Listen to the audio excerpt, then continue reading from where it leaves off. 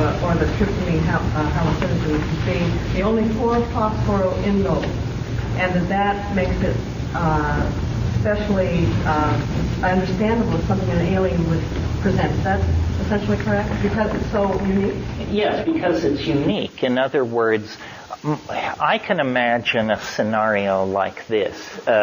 A spore-bearing life form somewhere in the universe. It does everything with the technology of DNA. And you see, these spores actually can survive in the environment of outer space. I mean, that's what they love. If you store spores, you store them at 220 degrees below zero in liquid nitrogen. You store them in an outer space-like environment. Well, you can imagine a spore drifting in here, inculcating itself into the environment, and then carrying out a complete survey. And then, isn't it strange that these mushrooms were right in our paths as we left the trees and descended onto the African grassland? My book, Food of the Gods, I argued that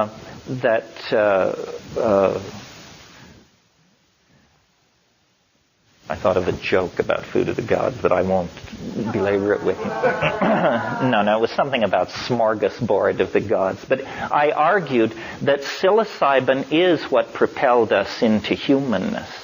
But I didn't discuss the potential alien origin of the mushroom itself.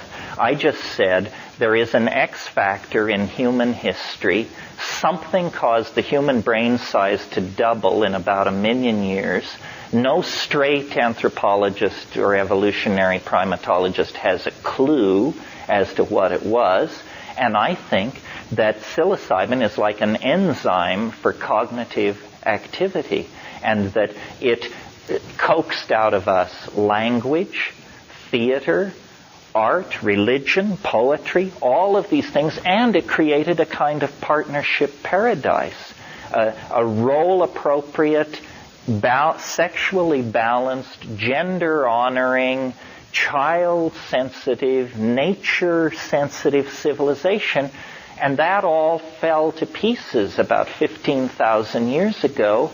And we have been on, a death march into hell ever since. As soon as you get agriculture, you get surplus.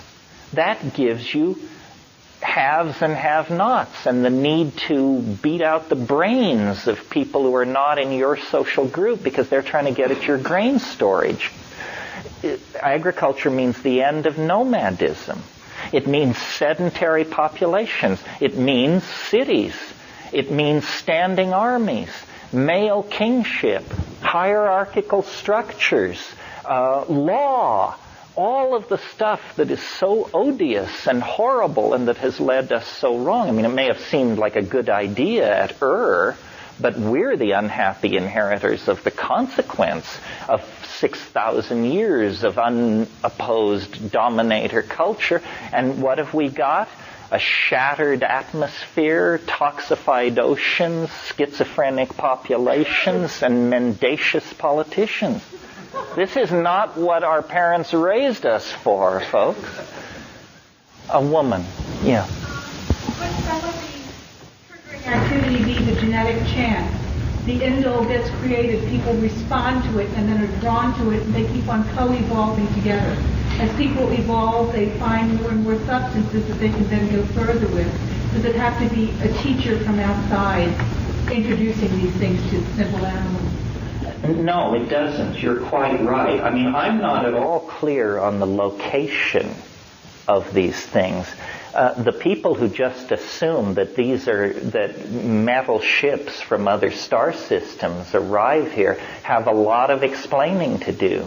I mean, I was fascinated by the last speaker with the you don't go there, you grab the space and move it to you. Well, then obviously the question is, well, how do you grab it? Something crosses that stellar distance instantly, and I don't think you can fake your way around it. It's a tough nut to crack. Now, there may be I think there's an image, and we're getting close to the end, so I'll leave you with it because it amuses me so much. As you know, the world's largest radio telescope is at Arecibo, Puerto Rico. And as you probably know, a multi-million channel analyzer has been attached to that thing, and there's been funding for another deep space search. And so there they are at Arecibo with the world's largest radio telescope reaching out, mega Marubishtiks into the universe. When you actually go there, the telescope was built into a natural bowl, which they made further, they rounded out. And then they planted grass in this bowl to halt erosion. Well, then to keep the grass from getting out of hand, they brought in white cows to crop the grass.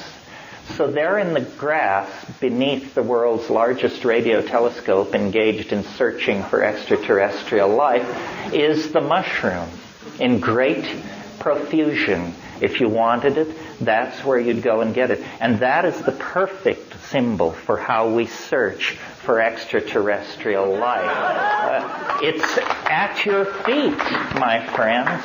Thank you very, very much.